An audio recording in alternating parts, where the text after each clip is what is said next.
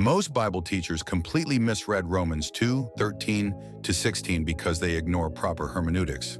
They claim this passage proves Gentiles don't need God's law, but watch what happens when we actually follow biblical interpretation rules. Rule 1. Scripture interprets Scripture. Romans 2:14 mentions Gentiles who do not have the law but naturally follow it. We can't guess what this means.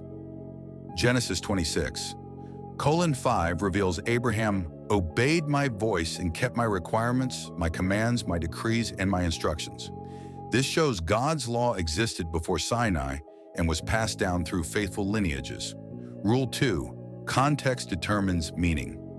Romans 11:11-21 explains that Gentiles get grafted into Israel's olive tree, not given a separate tree. Ephesians 2:12 confirms Gentiles were excluded from citizenship in Israel before being brought near through Christ's blood.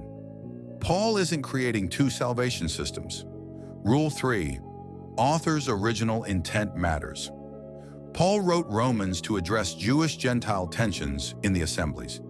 He's explaining how God's law applies to both groups after Gentiles are grafted in, not eliminating the law entirely. Rule 4. Clear passages illuminate unclear ones. Galatians 3:29 plainly states if you belong to Christ, you are Abraham's offspring. Revelation 12:17 and 14:12 clearly identify God's end-time people as those who obey God's commandments and maintain their faith in Jesus. Numbers 15:16 settles any confusion.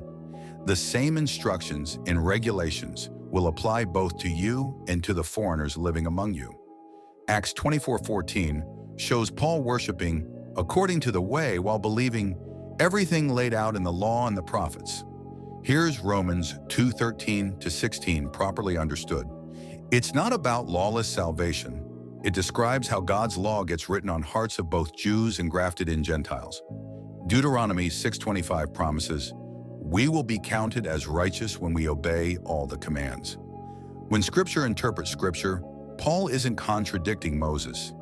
He's explaining how Abraham's covenant blessing reaches all nations through obedience to Torah. Like and follow us for more content like this. Share this video to spread the word.